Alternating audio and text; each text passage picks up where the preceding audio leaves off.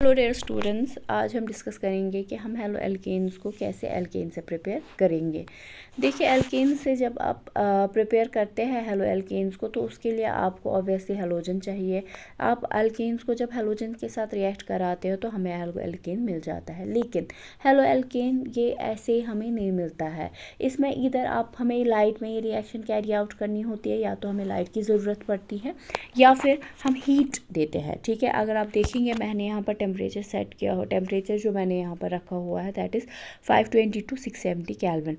मतलब इस टेम्परेचर की रेंज में ये रिएक्शन हो सकती है। अब अगर आप इतना टेम्परेचर एफर्ट ना कर पाए तो फिर हम क्या करेंगे, हम इस रिएक्शन को लाइट में रखेंगे। हम इस रिएक्शन को डार्क में नहीं कर सकते, तो हमें ये रिएक्शन कहाँ पर करनी है, लाइट में, जिसको हम बोलते हैं फोटोकेमिकल रिएक्शन। मतलब reaction we are carrying this reaction in presence of light.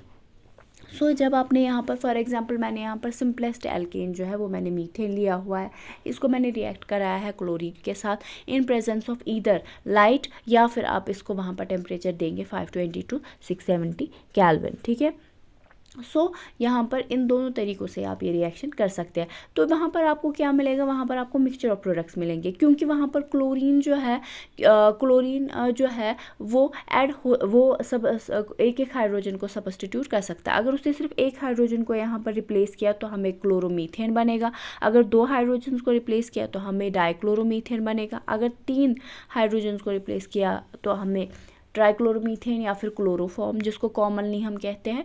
और अगर 4 हाइड्रोजन को रिप्लेस किया, चारों के चारों हाइड्रोजन को रिप्लेस किया, तो हम इसको टेट्राक्लोरोमीथेन या फिर कार्बन टेट्राक्लोराइड भी बोलते हैं। सो ये रिएक्शन में एक्चुअली क्या होता है, फॉर एग्जाम्पल अगर आप यहाँ पर मीथेन लेंगे, मीथेन को रिएक्ट कराएंगे क्लोरीन के साथ, ठीक है, इन प्रेजेंस ऑफ लाइट, या फिर आप, मैंने कहा कि हीट भी दे सकते हैं आप उतना टेम्परेचर सेट करके।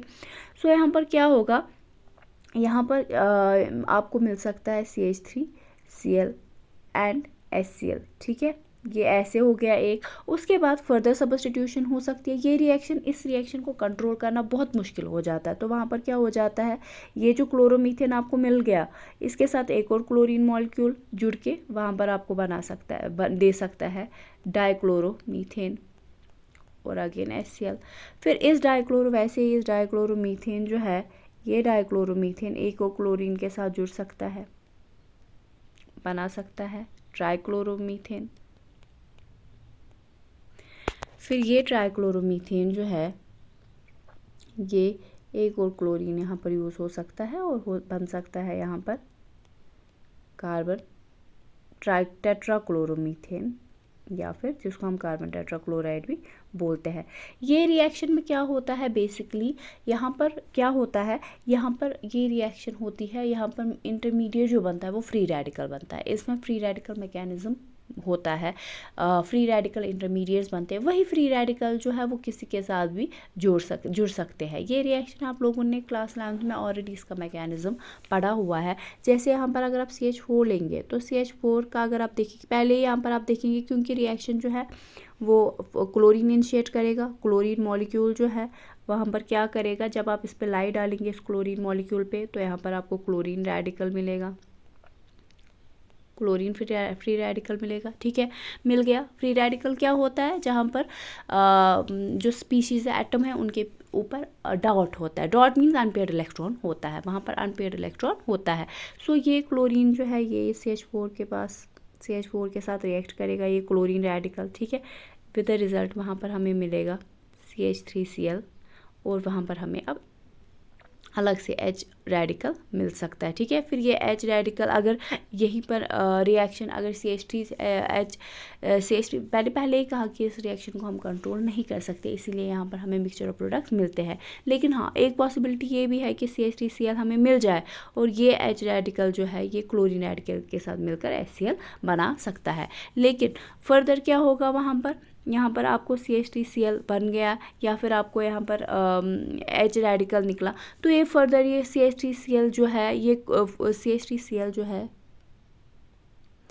इसको फर्दर क्या कर सकता है, ये क्लोरीन रेडिकल जो हमें दूसरा वाला क्लोरीन रेडिकल बन गया, वो फिर से एक और यहाँ से निकाल सकता है। यहाँ पर क्या कर सकता है, यहाँ पर CH2 Cl एक और हाइड्रोजन को निकाल सकता है। सो इस तरीके से वहाँ पर कहीं सारा पॉसिबिलिटीज़ हैं। वहाँ पर आपको इस तरीके से भी हो सकता है कि CH4 जो है वो निकल जाए, या फिर CH4 जो है वो क्लोरीन रेडिकल के साथ यहाँ पर मिल जाए, ठीक है। और यहाँ पर क्या हो जाए, अब ये Cl जो है यहाँ पर ज़रूरी नहीं है कि ये CH4 से H को निकाले। ये क्या कर सकता है, वहाँ पर H को निकाल के HCl खुद बना सकता है, ठीक है। और यहाँ पर रेडिकल कौन सा आएगा, CH3 रेडिकल, ठीक है। मिथाइल रेडिकल यहाँ पर आ जाएगा कार्बन के ऊपर।